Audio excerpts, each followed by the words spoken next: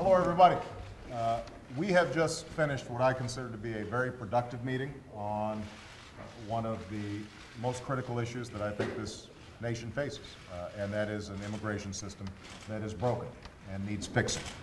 We have members of Congress from both chambers and from both parties who participated in the meeting and shared a range of ideas. I think the consensus is that despite our inability to get this passed over the last several years, the American people still want to see a solution in which we are tightening up our borders, we're cracking down on employers who are using illegal workers in order to drive down wages and oftentimes mistreat those workers, and we need a effective way to recognize and legalize the status of undocumented workers who are here. Now, there's not by any means consensus across the table. As you can see, we've got a pretty diverse spectrum of folks here. But what I'm encouraged by is that after all the overheated rhetoric and the occasional demagoguery on all sides around this issue, we've got a responsible set of leaders sitting around the table who want to actively get something done and not put it off till a year, 2 years, 3 years, 5 years from now, but to start working on this thing right now. My administration is fully behind an effort to achieve comprehensive immigration reform.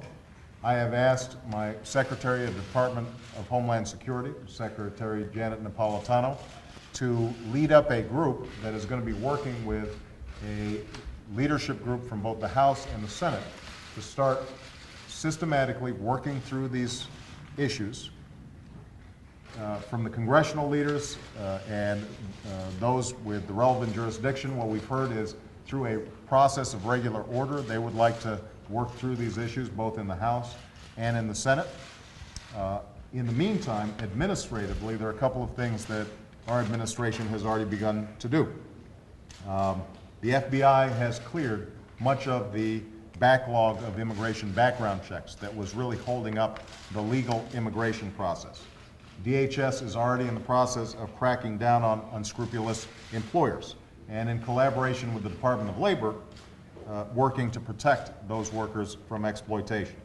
The Department of Homeland Security has also been making good progress in speeding up the processing of citizenship petitions, which has been far too slow for far too long. And that, by the way, is an area of great consensus, cuts across Democratic and Republican parties. The notion that we've got to make our legal system of immigration much more efficient and effective and customer-friendly than it currently is.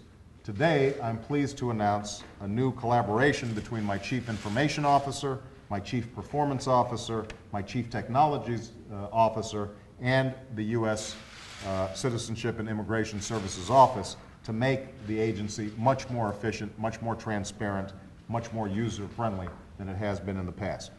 In the next 90 days, USCIS will launch a vastly improved website that will, for the first time ever, allow applicants to get updates on their status of their application via email and text message and online. And anybody who's dealt with families who are trying to navigate the immigration system, this is going to save them huge amounts of time standing in line, waiting around, making phone calls, being put on hold.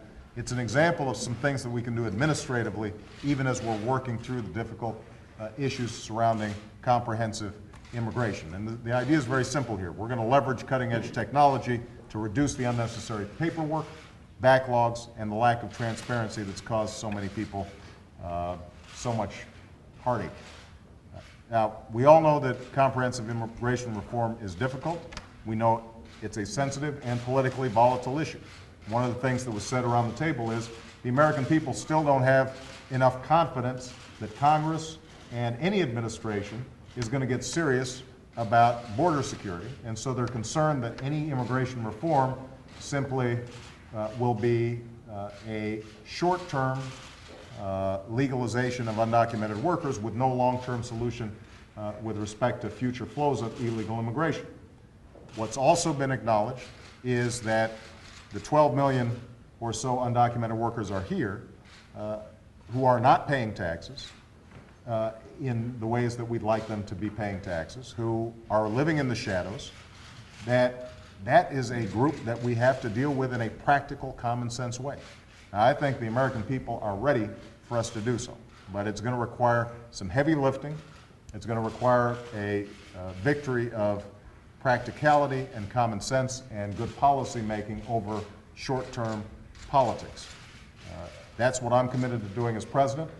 I want to specially commend John McCain, who's with me here today, because along with folks like Lindsey Graham, he has already paid a significant political cost for doing the right thing.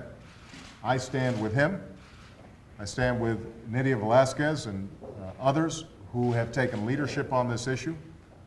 I am confident that if we enter into this with the notion that this is a nation of laws that have to be observed, and this is a nation of immigrants, then we're going to create a stronger nation for our children and our grandchildren. So thank you all for participating. I'm looking forward to us getting busy and getting to work. All right? Thank you.